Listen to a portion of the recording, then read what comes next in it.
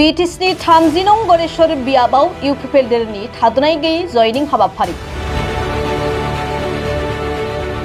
फिन 30 नं गरेश्वर बियाबखौ इउपिपिएल हानजाया दखल खालामनो साखाफारा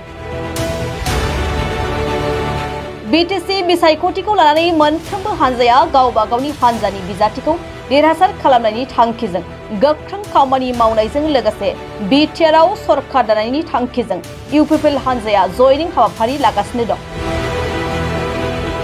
30 नं गरेश्वर बियाबावबो इउपिपिएल दलनि बिजाथि बिपुल कुमार बसुमतारीखौ रायजो राजाफ्रा देरहासार खालामनायनि थांखिजों लोब लोब जयनिं जानायखौ नुनो मोन्दों। फिन बिटिआरआव प्रमद बर'नि दैदेननाय इउपिपिएल दोलोआ सरकाराव फैनानै गोजोन खौसेथि लाबोनायखौ बाख्नायदों 30 नं गरेश्वर बियाबनि रायजो राजाया। बेबायदिनो मैया मोनाबिलियाव 30 नं गरेश्वर बियाबनि इउपिपिएल हानजानि बिजाथि बिपुल कुमार बसुमतारी बिथांनि न'आव सा 300निबो बांसिन बिपिएफ आरो बिजेपि दोलोनि मावथिफोरा जौगानायखौ नुनानै इउपिपिएल हानजायाव लोब लोब जयनिं जानायखौ नुनो मोन्दों।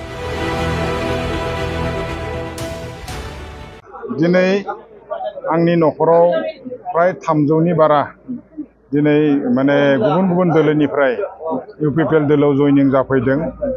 दा बेनिफ्राय जोङो बुंनो हायो जे सानफ्रोमबो इउपिपिएल दोलोआव दिनै रोजा रोजा माने सुबुंफोरा दिनै गुबुन दोलोनिफ्राय जयन जाफैबाय थादों।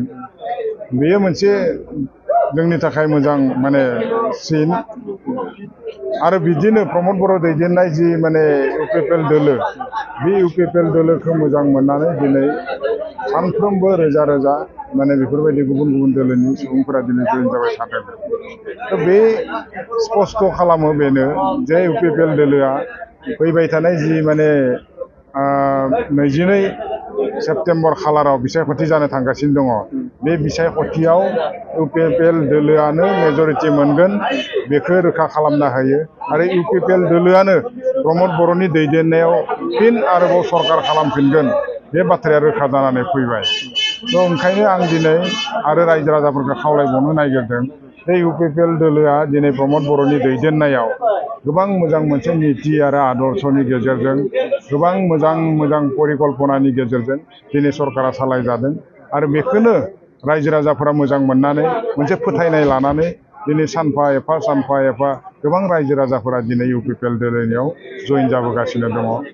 बेखौ नायनानै जोङो जोबोद गोजोननायबो मोन्दों आरो जायफोरा जोंनि दोलोआव फैदों बिथांमोनखौ जों साबायखर बावदों, बिथांमोनखौ जों बरायदों आरो गोबां रायजो राजाफोर फैबावगोन जायफोरा जोंजों दिनै कन्टेक्ट दंबाय थायो। आसा फारिदों जोङो जोंनि गरेश्वर समस्तियावबो जों गोबां भटआव जों देरहानो हागोन बेखौ जों मोनदांनो हादों। जिहेतु फैबाय थानाय समाव जिहेतु नोंथाङा देरहासार जालाङोब्ला रायजो राजानि थाखाय बबे मोनसे खामानिखौ मावगोन होनना सानो? गरेश्वर समस्ति हिसाबै इतिमध्ये जोङो गोबां खामानि मावदों थांनाय 5 बोसोराव प्रमद बर'नि दैदेननायाव आरो माखासे बेफोरबायदि खामानि दंबावो जाय खामानिफोरखौ जोङो मावनो नांगोन। दा प्रमद बर'नि दैदेननायाव 22ता जि हारि माहारिखौ लानानै जयै लाना थांनानै जे खामानि मावनो लादों बेफोरनि थानाय जि आद्रा खामानि बेखौ जों मावफुंगोन। लोगोसेयावनो जोंनि ओनसोला मोनसे दैबानानि ओनसोल जाहाथे जोंनि ओनसोला बेनिफ्राय उदां जानो हायो बेनि थाखाय जोङो आद्रा थानाय जि जोंनि मावनो गोनां खामानि बेफोरखौ जों मावगोन। लोगोसेयावनो गरेश्वर ओनसोला मोनसे माने जाहाथे सोलोंथाइ बिथिङाव मोनसे जौगाखां मोनसे ओनसोल महरै बिमुं मोननो हायो बेनि थाखाय बेवहाय माखासे इन्स्टिटिउसनफोर आरो गायसनबावनांगोननि बाथ्रा दङ। दा बे इन्स्टिटिउसनफोरखौ आङो सानो जे जोङो जुदि बेवहाय मोजां मोजां इन्स्टिटिउसनफोर फसंथानफोर फरायसालिफोर जुदि गायसनबावनो हायोबा जों नैबे ओनसोलखौ जोबोद मोनसे जौगाखांनाय ओनसोल महरै दानो हागोन आरो बेखिनि मोननांगौ मोन्थाया गरेश्वर हिसाबै जोंहा दङ। गरेश्वराव जोङो माने बेखिनि जि मोननांगौ क्राइटेरिया बेयो दङ। ओंखायनो आङो गरेश्वर ओनसोलाव फैबाय थानाय समाव जोंनि सुबुं सम्पदखौ जौगाहोनो थाखाय जोंनि जि फरायसालि एबा माखासे इन्स्टिटिउसनफोर बेफोरखौ गायसननो थाखाय जोबोद गोसो होगोन आं बेखौ सानदों। 15 বছৰ বিপিএফে শাসন কৰিলে তেতিয়া হাই কাজিয়া মাৰামাৰি আমি লাঠি জোং লৈ ৰাস্তাত থাকিব লগা হৈছিল, পহৰা দিব লগা হৈছিল। কিন্তু প্ৰমোদ বড়ো অহাৰ পিছৰ পৰা মানে আমাৰ এইটো এই বিষয়ে আমাৰ শান্তি। আগতে আমি যদি হাতীমৰা লাহাপাৰা চাৰানপাৰা যাব লগা হৈছিল, বেলা থাকোঁতে ঘৰ পাব লাগিছিল, গধূলি হ'লে চিন্তা আছিল। আপোনালোকৰ বড়ো মানুহৰ তেনেকুৱা চিন্তা আছিল, ৰঙিয়াত গ'লে বেলা থাকোঁতে ঘৰ পাব লাগিছিল। সেই বিষয়ে আমি অলপ শান্তি পাইছোঁ। কিন্তু বাকী আমাৰ ক'ব গ'লে আপোনালোকৰ বেলেগ ফালে হৈছে, আমি অলপ চাইছোঁ ৰাস্তাবিলাক হৈছে, ৰাস্তাৰ উন্নয়ন হৈছে। কিন্তু আমাৰ চেনিমাৰা বিহাপাৰা আনকি লাহাপাৰা ইফালে খণ্ডিগড়লৈকে এইবিলাক ৰাস্তাৰ একো কাম হোৱা নাই, বুজিছে। তেনেহ'লে আমি আশা কৰিছোঁ যদি আকৌ আমাৰ APPL চৰকাৰ আহিব পাৰে, তেতিয়া যাতে এইবিলাক উন্নয়ন কৰে।